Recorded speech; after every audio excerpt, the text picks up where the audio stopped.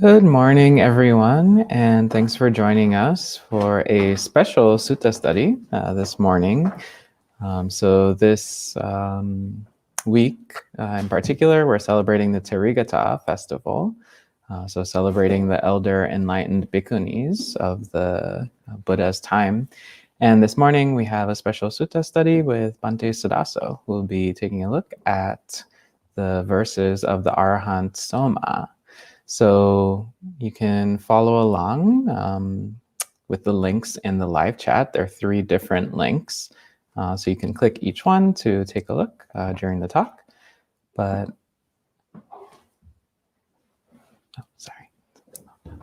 but you can follow along during the talk for Bhante Suddhaso's translation and discussion as well. As usual, if you have questions at any time, feel free to type them in and we'll address them at the end of the talk. And good morning so far to Michael, Kumu, Gita, Kyle, Aya Vimalanyani. Good to see you, Venerable. As well as Angela and Cow's our friend. And hello as well to all those watching but not typing in just yet. So at this time, I'll pass things over to Bhante Suddhaso for this morning's sutta study. So we'll start by paying homage to the Buddhas. Namo tassa bhagavato arahato samma sambuddhassa. Namo tassa bhagavato arahato samma sambuddhassa. Namo tassa bhagavato arahato samma sambuddhassa. Buddhang dhammang sanghang namassami. So as mentioned, today we'll be looking at the verses of the Arahant Bhikkhuni Somā. And we have 3 versions of the Somā Sutta. So in the Pali Canon, there's one version in the Therigatha. There's another version in the Samyutta Nikaya. Then in the Agamas, which are the Chinese parallel to the Nikayas, we have a 3rd version of the Somā Sutra. So the version in the Samyutta Nikaya gives, first there's Mara coming and hassling the Bhikkhuni Somā, which we find in all 3 editions. In the Samyutta Nikaya version, Somā Bhikkhuni then replies with 2 sets of verses. So we can call these verses 1 and 2. Then in the Therigatha, similarly, Mara hassles the Bhikkhuni Somā with the same statement. And then Bhikkhuni Somā replies with, again, 2 sets of verses. But in this one, the 2nd set of verses is different. So we'll call it verse 3. Then in the Agama version, again, Mara comes and hassles Somā Bhikkhuni with a similar statement, slightly different, as what you'll see in a moment when I go through the text. And then Somā Bhikkhuni replies with 3 verses, 3 sets of verses, which correspond to the same 3 verses that we see in the Pali Canon, just all in one place instead of divided into 2 different texts. So verses 1, 2, and 3 are all in one place as a single statement by Somā Bhikkhuni. And again, there's some slight differences between the different editions. So I'll go through all of them to bring out what we're looking at here, to bring out the message that the Arahant Somā was trying to communicate. And for those of you who are wondering about the similarity between the Arahant Soma's name and our beloved resident Bhikkhuni Aya Soma, this is not a coincidence. This is where Aya Soma gets her name from. So I'll start by reading through the Samyutta Nikaya version, Samyutta Nikaya 5.2, the Somā Sutta. And then after that, I'll look at the Therigatha version and then the Agama version. So the Samyutta Nikaya one starts. At Savatthi, in the morning, Somā Bhikkhuni dressed, took her bowl and robe, and entered Savatthi for alms. After collecting alms in Savatthi, finishing her meal and returning from alms round, she went to spend the day in the blind grove. She entered the blind grove and sat at the base of a certain tree.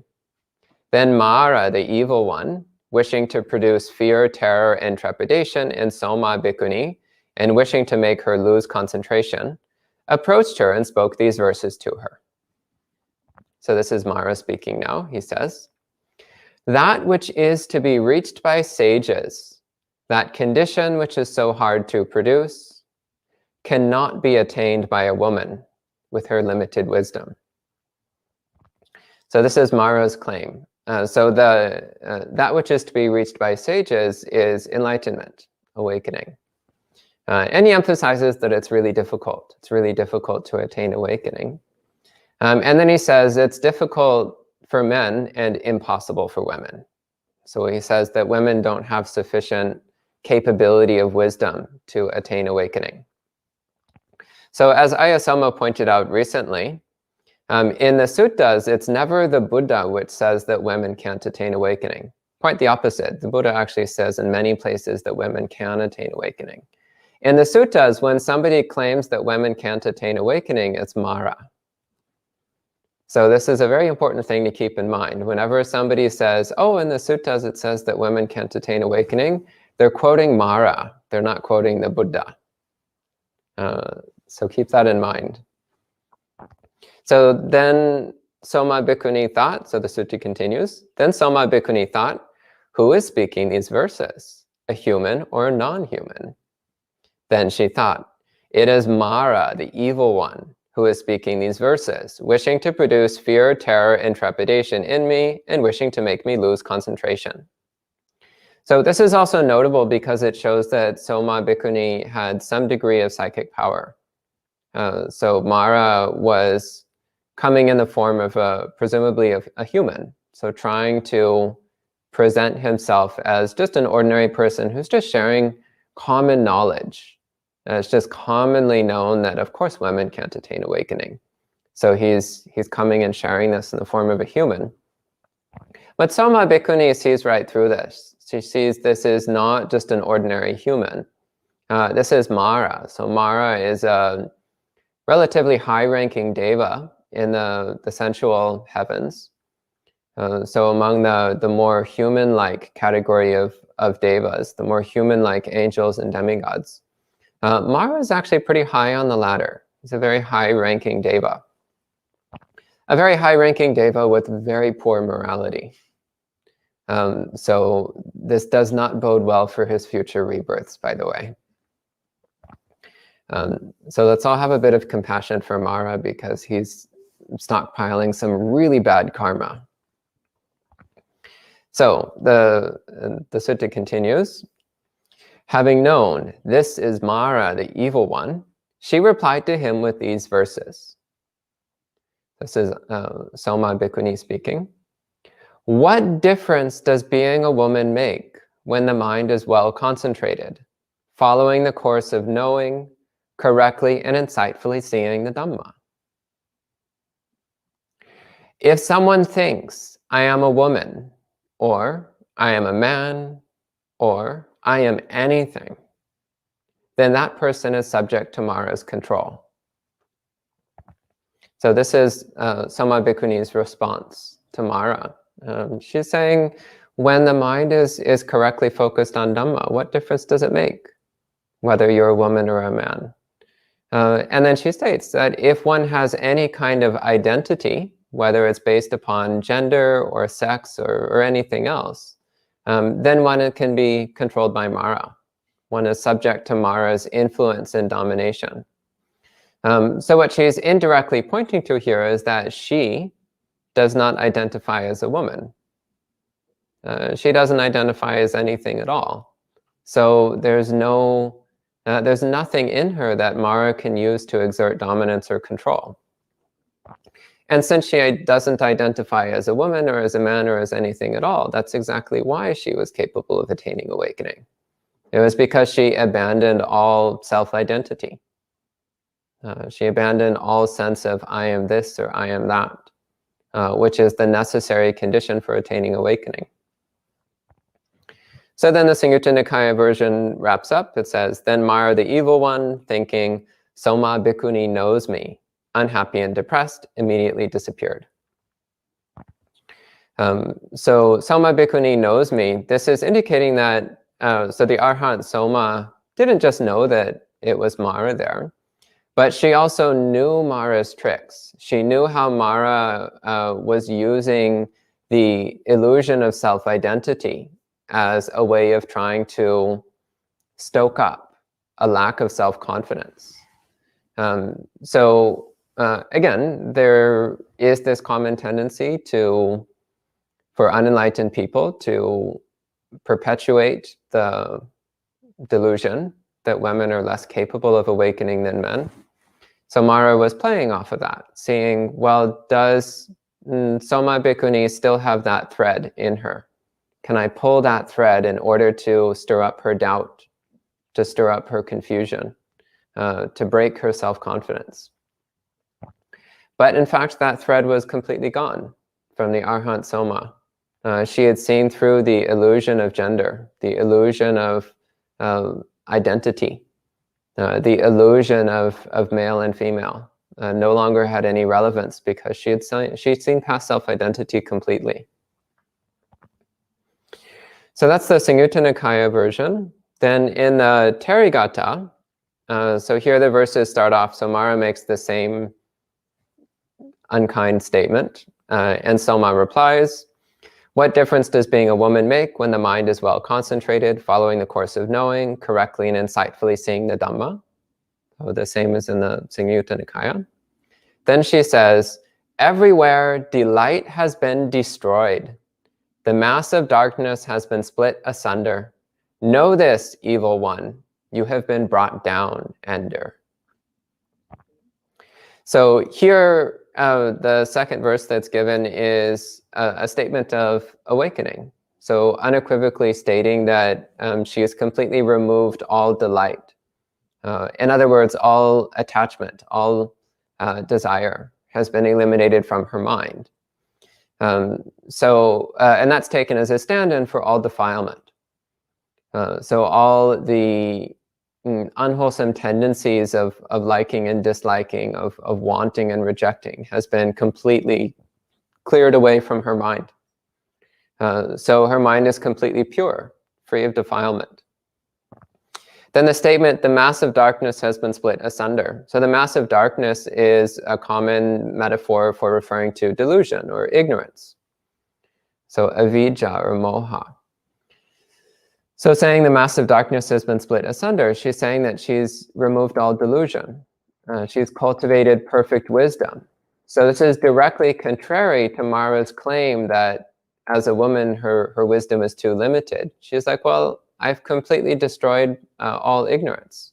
I've cultivated the perfect wisdom that illuminates the darkness. So she is saying, you have no basis for your statements. She's saying to Mara, you have no basis for what you're saying because I've seen the truth which is beyond these superficial appearances of being male or female. Which is beyond this superficial judgment of superior and inferior. Then the Agama version, so I'll read through the version we have from the Agamas. So this one, it's slightly different. It's possible that the source text was a little bit different. Also, texts do tend to change slightly over time. But also what we have here was a text that was originally translated into Chinese and then from Chinese into English. So things come out slightly differently whenever you pass things through multiple languages. So this one begins, thus have I heard. At one time the Buddha was living at Shravasti, at Jeta's Grove, in Anathapindita's park. The names are also slightly different because they're coming through Sanskrit. Then Soma Bhikshuni put on her robes, took her bowl, and entered Shravasti for alms food. After finishing her meal and washing her bowl, she took her sitting cloth and went to the blind grove. So this is a similar opening. So she goes for alms, and then she decides to go and spend her time in the meditating in the blind grove. The sutra continues. Lord Mara, the evil one, thought this.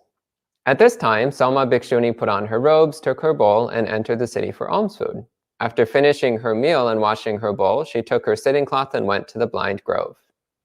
Then the evil one took the form of a Brahmin standing by the side of the road. So this also is interesting. So in the Pali versions of this text, there's the implication that Mara took the form of a human. It's not specifically said, but that's the implication. Here it clearly states that Mara took the form of a human, and also specifies that he took the form of a Brahmin. So the Brahmin caste in India, both then and to this day, is the caste of society which claims to have spiritual superiority over everybody else. So Mara taking the form of a Brahmin is not a coincidence. He's taking the form of the spiritual authority, the person who has an inherent knowing of what is holy and what is unholy, what is wholesome and what is unwholesome, what leads to wisdom and what leads away. So he's taking the form of a genuine authority on what spiritual practice is.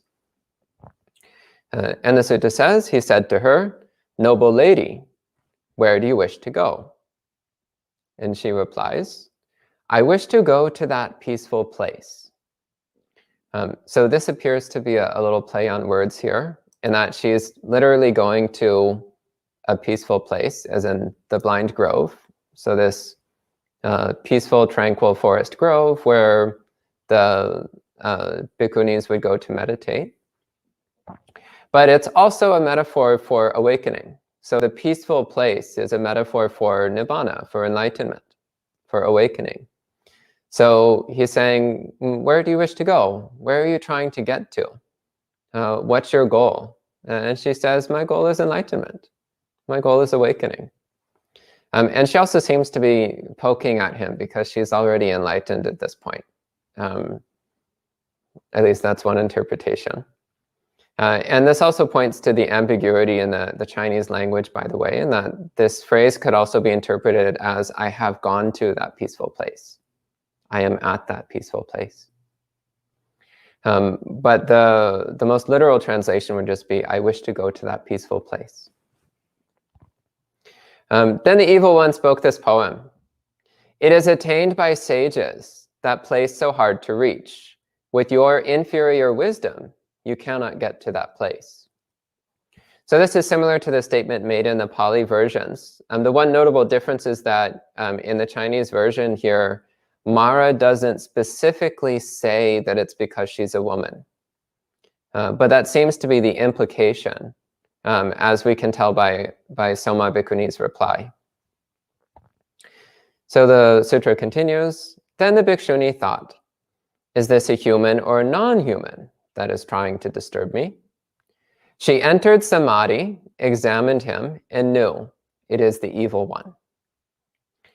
So this also is interesting in that it specifies that she stabilized her mind in Samadhi, in meditative concentration, as a basis for clearly knowing Mara's identity. So again, this is something that's implicit in the Pali, but specifically stated in the Chinese version. Then she replied with this poem. Female characteristics are irrelevant to a mind that has cultivated jhana and which directly sees the superior dharma. If there were male or female characteristics, then one might say that a woman is incapable of practicing the dharma. Since there are no male or female characteristics, how could there be such a distinction? All desire has been eradicated, all ignorance has been annihilated, cessation has been realized. I dwell in the state of flawlessness. Therefore, know this, you have been brought down, evil one. Then the evil one thought, Soma Bhikshuni knows my mind. Depressed and disappointed, he returned to his palace in shame.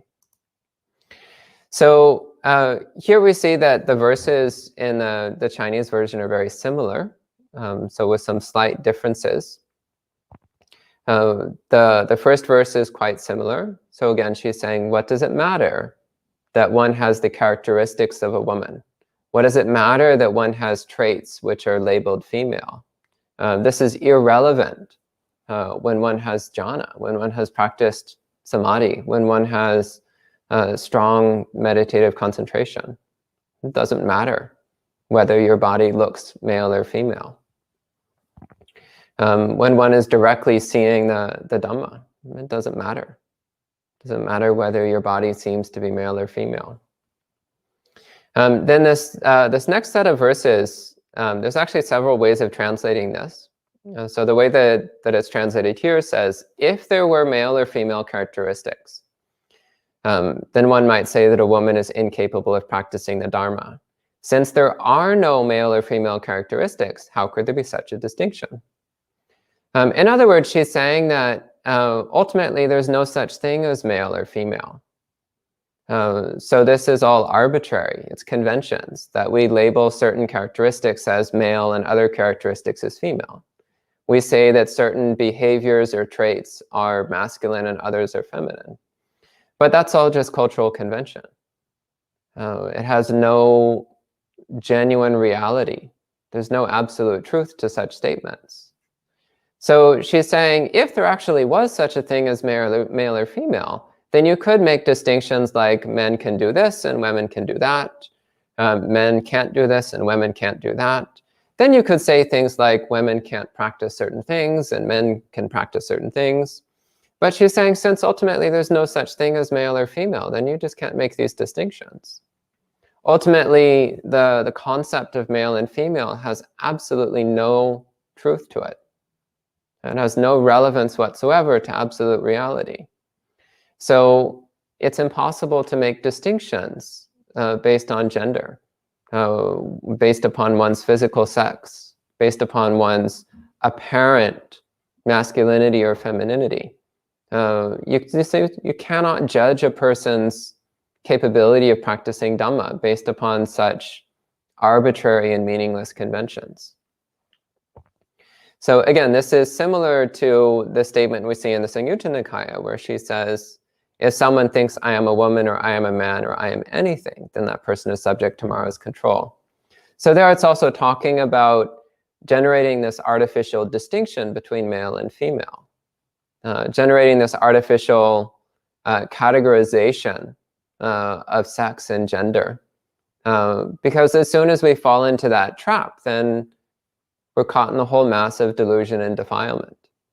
The whole delusion of thinking, I am a woman, I am a man, I am young, I am old, I am human, I am non-human. This is all utter delusion. We're not anything.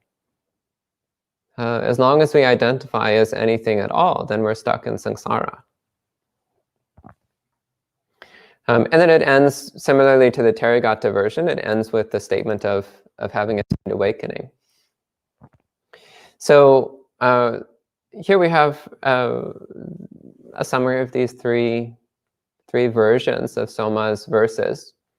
And we can see that they're all pointing at the same basic truth, the same basic concept, which is the irrelevance of one's physical sex to the capacity to attain awakening, the meaningless, arbitrary nature of gender as made-up cultural conventions, and the danger of self-identity, the danger of identifying oneself based upon one's physical characteristics or based upon one's perceived gender, the danger of creating any kind of identity whatsoever. So this overall is the message that we get from the Arahant Soma. The message of the Arahant Soma is that ultimately we should completely discard the concept of gender. We should completely discard the concept of physical sex because it has no relevance whatsoever to the path of Buddhist practice. It has no relevance whatsoever to the path of awakening. And as long as we fall into this trap, then we can't make progress on the path. And this applies to everyone. So you'll meet people who identify as male and who think that because they're male, they have a better chance of attaining awakening. But if they believe that, then they're caught in Mara's trap. And you'll find people who think that they're female and that because they're female, they have a harder time attaining awakening. But if they think that, well, then it's a self-fulfilling prophecy. Because as long as you believe that your identity prevents you from attaining awakening, then you won't attain awakening. So it's only through discarding all identities, recognizing that identities are meaningless, recognizing that identities are arbitrary, recognizing that identities are not our true nature, they're not our true self, they're not who we really are, that we're able to go beyond identity. We're able to go beyond concepts of gender and sex. We're able to go beyond the whole trap of I am this or I am that. And then awakening becomes possible. It comes within our reach.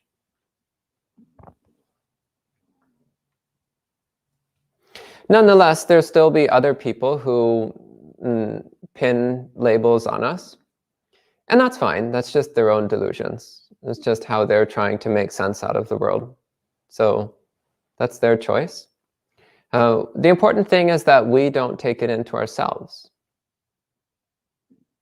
So if somebody else calls you a man, well, that's fine. That's just how they see the world. Doesn't make it true. Somebody else calls you a woman, well, that's how they see the world. Doesn't mean it's true. If somebody else says you can't attain awakening, well, that's just how they see the world. Doesn't mean it's true.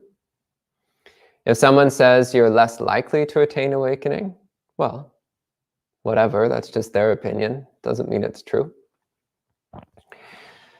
So we don't need to believe these things when they come from other people, and we certainly don't need to believe them when they come from ourselves. So there's no need to buy into any kind of delusion or prejudice, any kind of discrimination or categorization on the basis of masculinity or femininity, because as the Arahant Soma points out, there's no such thing as male or female. There's no such thing as masculine or feminine. These are just arbitrary inventions of excessively inventive people. They're arbitrary inventions of people prone to a little too much papancha. A little bit is already too much, by the way. So we don't need to buy into this. We don't need to buy into this delusion of identities as this or that. So, again, these are the verses of the Arahant Soma. At this time, if you have any questions or comments, please go ahead and I'll answer as best I can. Thank you.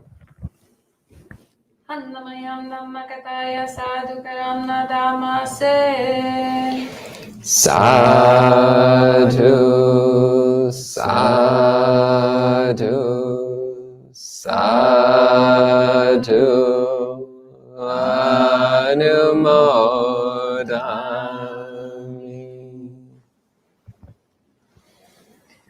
Yes, thank you, Bhante Suddhaso, for sharing those different versions of the story of the Arahant Soma. And again, if you have questions at any time, feel free to type them in. And hello as well to other friends who joined after we began the stream, which is Miguel, Amaranta, Sarah, Tantan, Michael, and Michael. And Michael has a question. Forgive me for I'm not sure what I even mean. But just as we use food to support and further our practice, can we not somehow use our bodies without identifying with them? That is, in the world we have bodies, and with wisdom we know that the 5 khandhas come together momentarily to form us. Nonetheless, we use words and this stuff to progress. Yeah, definitely. So we use body and mind as a vehicle for cultivating wisdom, as a vessel for practicing morality.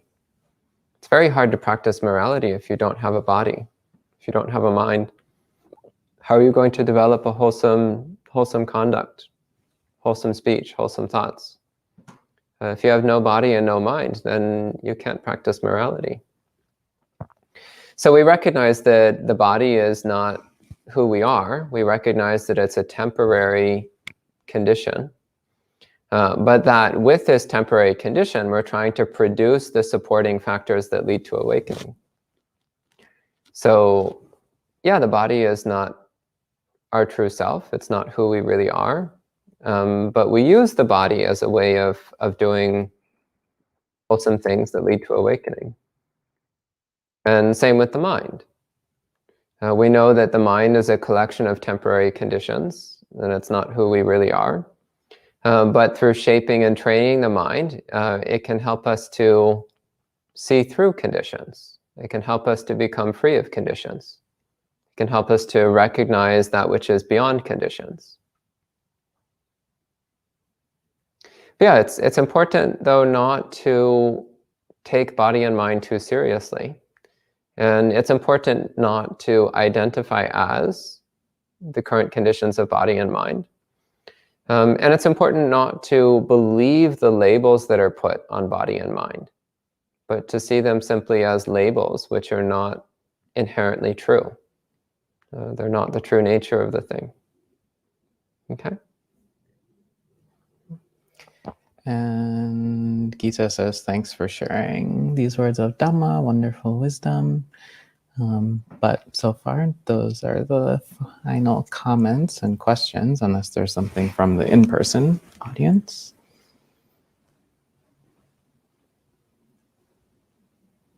I don't want to be Mara's advocate. But the things that kind of were percolating in my mind as you were speaking, and one of the issues is the way people regard you does affect as far as the amount of support you might get as a practitioner, as a bhikkhuni, as a mendicant.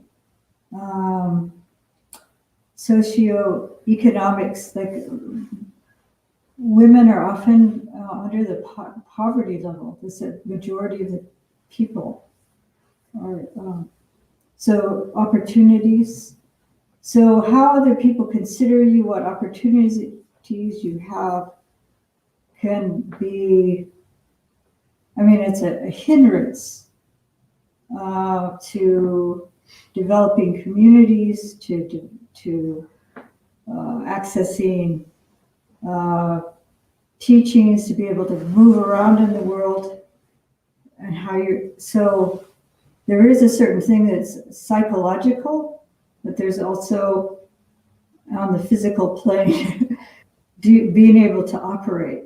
So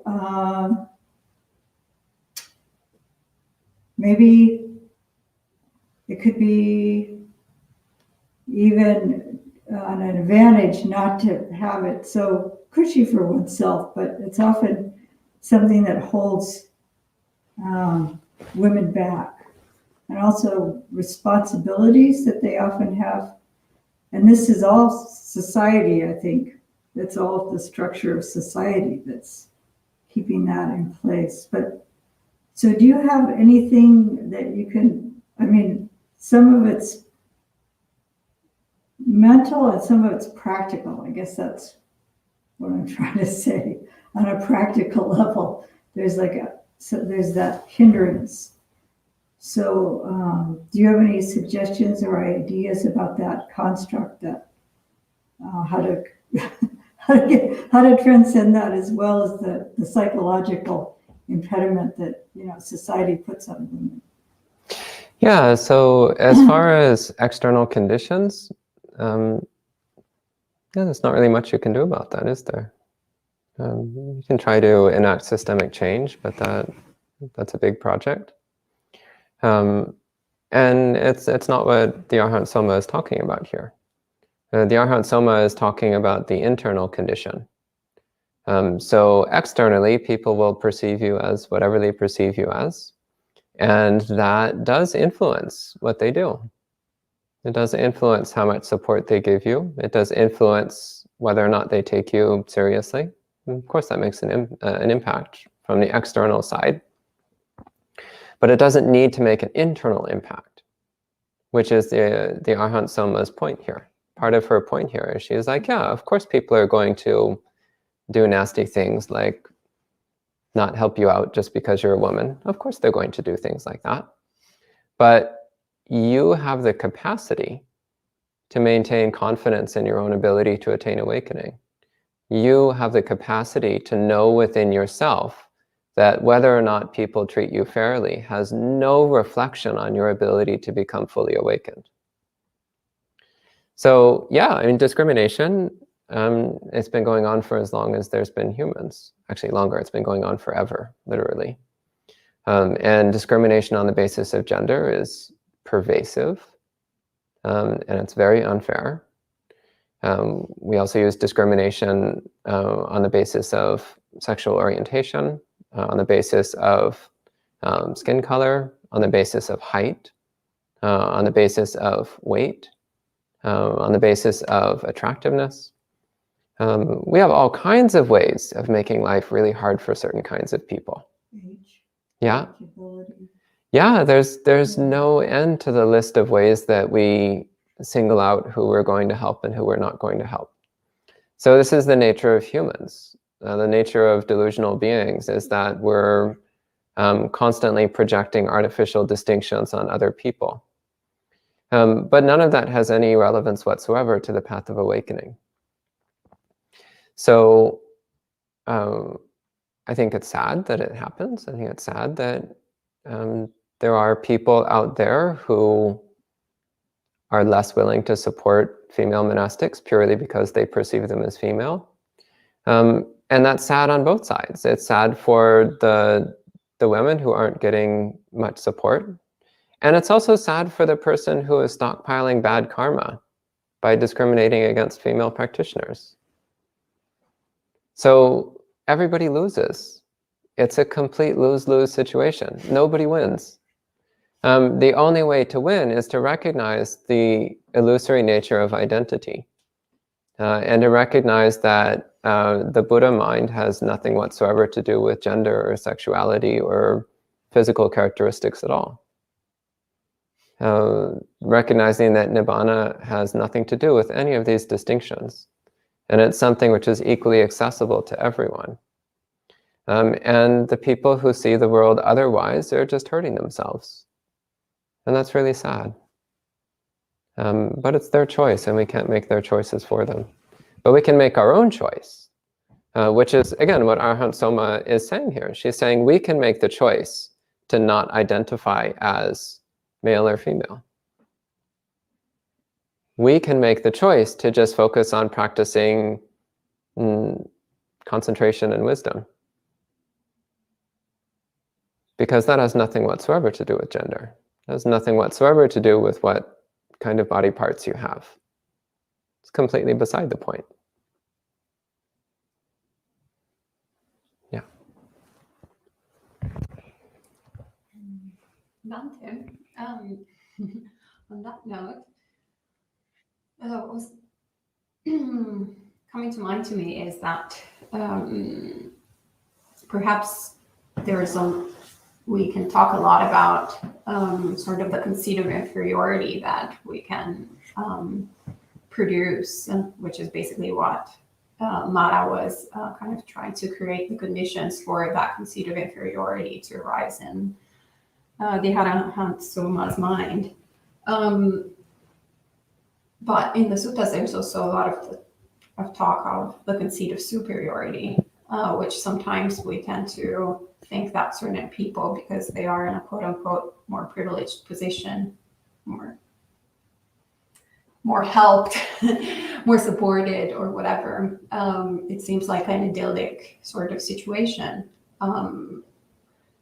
But there's not the reflection that actually those particular conditions can create in the mind, in the conceit of superiority, which is not helpful towards the path, just as the conceit of inferiority, or then the conceit of equality. That's another page. So I was wondering if you could talk a little bit about that. Yeah, thank you. Thank you for bringing that up. That is a very interesting point, in that if one is in a favored position where one is getting an extra helping of support, extra donations, extra nice offerings being made, everyone lavishing praise on you all the time, purely because of some arbitrary physical characteristic, well, that also creates the conditions for the growth of delusion. If people are constantly telling me, oh, you're so great just because you're a man. Here, let's give you 10 times the donations just because you're male. You're clearly the next Buddha just because you're male. Well, that builds up in me the delusion of superiority, and it strengthens my attachment to the self-identity of being male. So from the outside, it might look like I'm getting more support. But on the inside, it's actually just building up my delusion and conceit, which is pulling me farther away from the path. I've met no shortage of monastics who were very lavishly supported, but very lacking in wisdom. So it's important not to, as Soma is saying here, not to conflate these two things. And also to recognize how whether we're in well-supported conditions or poorly supported conditions, if we have our self-identity wrapped up in that, then we'll just move farther away from awakening. We won't move closer to awakening. Yeah, and it's difficult. When people are constantly telling you that you're better than other people, you might start to believe them. And when you start to believe them, then awakening recedes into the distance. And when you're surrounded by people who are telling you that you're inferior to others, then you might start to believe them. And if you believe them, then awakening fades into the distance. So we don't want to believe either. So not, again, as the Arahant Soma says, not thinking I am a woman or I am a man. Not forming any kind of self-identity, no matter what other people tell us. One thing I found really lovely a while back, so before the pandemic, we were having retreats very often. And on the retreat form, people would write in their gender. And this one young person, under gender, they normally people will just write in like male or female or non-binary, usual answers. But this one young person wrote in this paragraph-long answer saying like, well, I don't usually identify my own gender. Normally, other people look at me and then tell me what they think my gender is. And I thought this was so brilliant. This indicated this remarkable lucidity of wisdom in this young practitioner. And that they recognized that gender actually was not coming from inside themselves. It was an external imposition from other people. I thought this was absolutely brilliant, and it made me feel impossibly old and antiquated, because I was like, this answer is so brilliant, and I would never have thought to write something like that on a retreat application.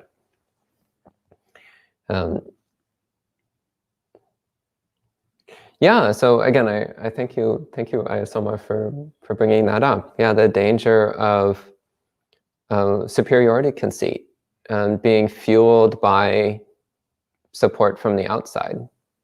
And ultimately remembering that we only really need certain basic minimums fulfilled. Are we getting enough to eat? Do we have robes to wear? Do we have a place to live that shelters us from the weather?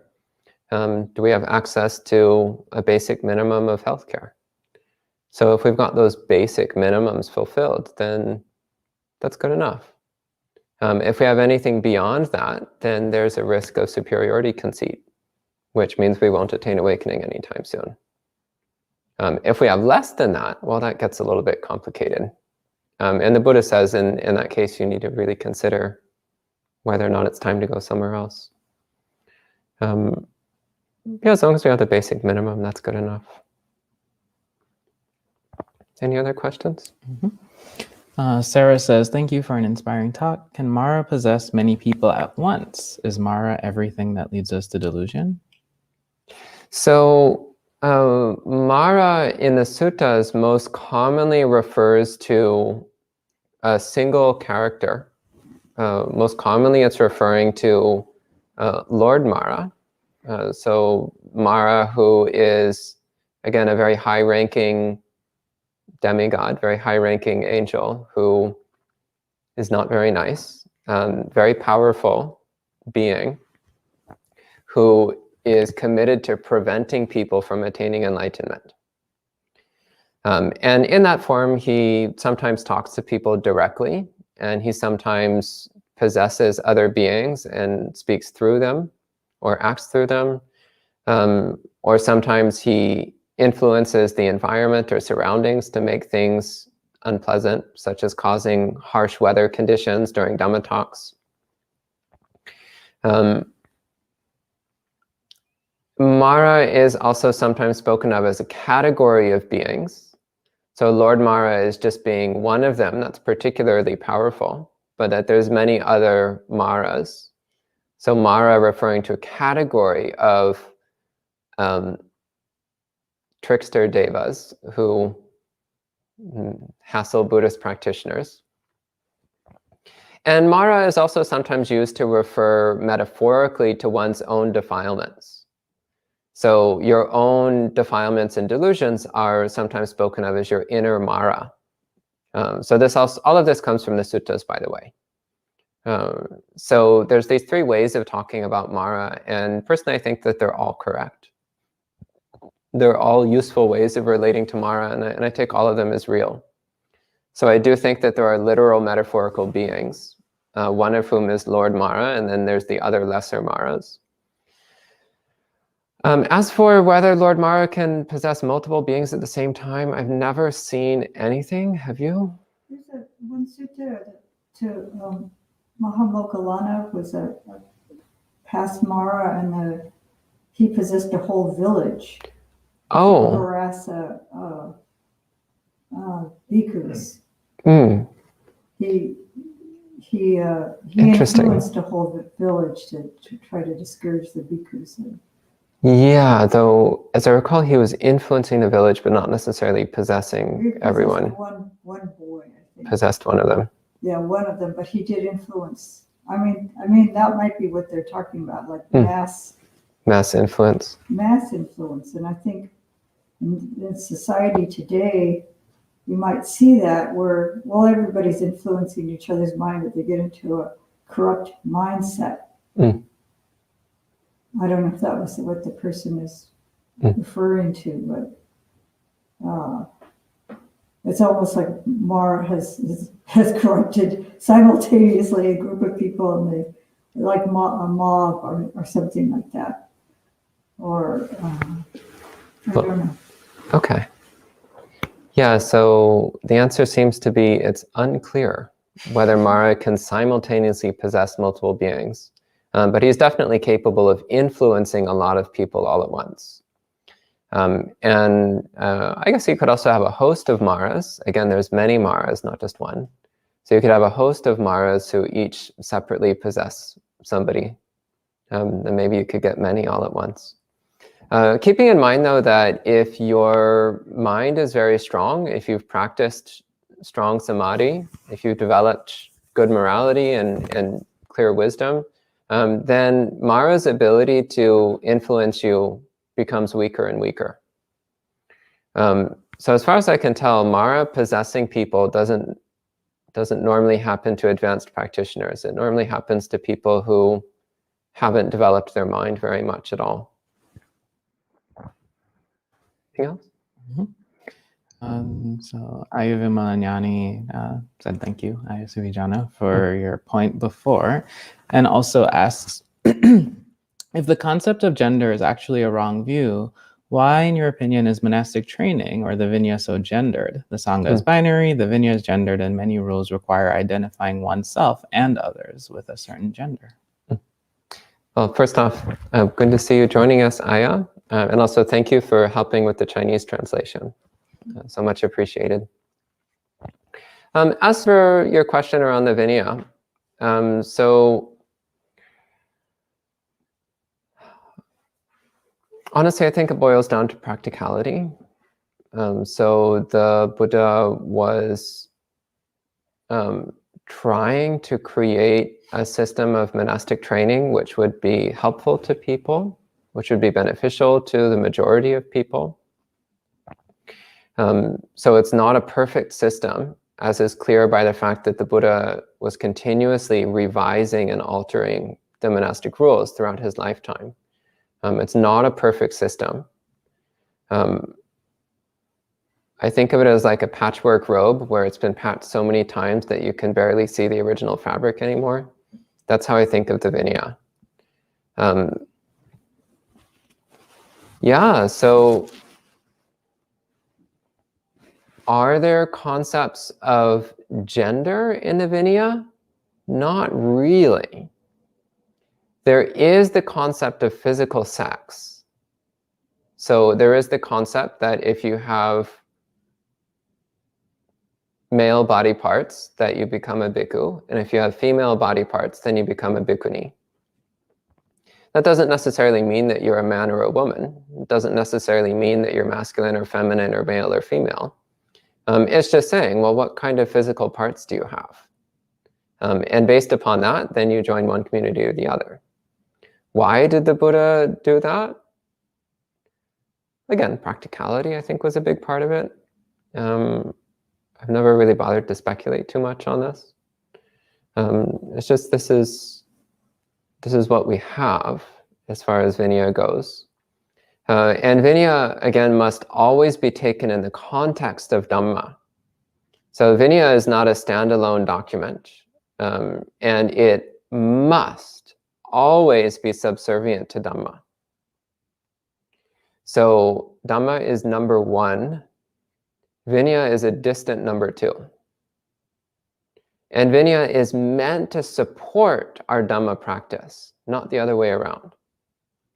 So our Vinaya practice is always meant to help us in the cultivating of wholesome mind states that lead to awakening. And that includes abandoning the delusion of identity, abandoning the delusion of identifying as male or female. That would be included. So if we're relating to Vinaya in a way that is strengthening gender identity, then we're not holding Vinaya correctly. We're not understanding it correctly. But if we're holding Vinaya in a way that's helping us to break through the delusions of self-identity, then that's correct. That's beneficial. So this ultimately is how we always must relate to Vinaya. We must always relate to our Vinaya practice in terms of whether or not it's supporting our Dhamma practice. So Vinaya itself, for the most part, is good, wholesome stuff that helps us to cultivate an understanding of Dhamma and a practice of Dhamma. But if we're relating to it in a way that seems to be contrary to Dhamma, then we need to change our relationship to Vinaya. We need to change the way we're relating to it. So again, I think the issue that you just raised is a very complex one that we could talk about for hours. And we should talk about it for hours. That sounds delightful. But I think for now, I'm going to have to leave it with a short, unsatisfying answer like this. Sorry. Okay, anything else? From Reflect and Share, can you suggest some tips or ideas to help reduce experiencing sadness about the world and people when others are cruel and hurt one another as a result of their ignorance or current level of development? Yeah, so this is one of the pitfalls of practicing compassion, which is when we practice compassion, there's a risk of falling into sadness. But that comes from a misunderstanding. So it's important first to recognize that the nature of samsara is dukkha. It has always been that way. It will always be that way. Samsara equals dukkha. There's no way to change that. You cannot purify samsara. It's impossible. There's no way. Samsara will always contain defiled beings hurting each other. Always. It has always been that way. It will always be that way. That is the nature of samsara. That's what it is. So it's important to come to grips with that. And then to recognize that it is our choice whether or not we are bothered by that. It is our choice whether we choose to cultivate a mind of equanimity and joy, which are factors of awakening, factors of enlightenment, or whether we choose to cultivate a mind of depression and downheartedness, which are not factors of enlightenment. So compassion is when you recognize the existence of suffering and wish for that suffering to end. Compassion does not mean you recognize suffering and then get really sad about it. Compassion means you recognize suffering and you wish for it to end. And the characteristic of genuine compassion is happiness, joy. Because compassion comes with it the knowing that there is a way out of suffering. And knowing that that way out of suffering is accessible to everyone. So compassion carries with it a bright, cheerful optimism. So acknowledge the suffering of the world, acknowledge the delusion, the defilement, the hostility that people fall into, and wish for them to be free of it, knowing that it is possible for them to be free of it. So these two attitudes together, so first off, recognizing that dukkha is the nature of samsara, always has been and always will be.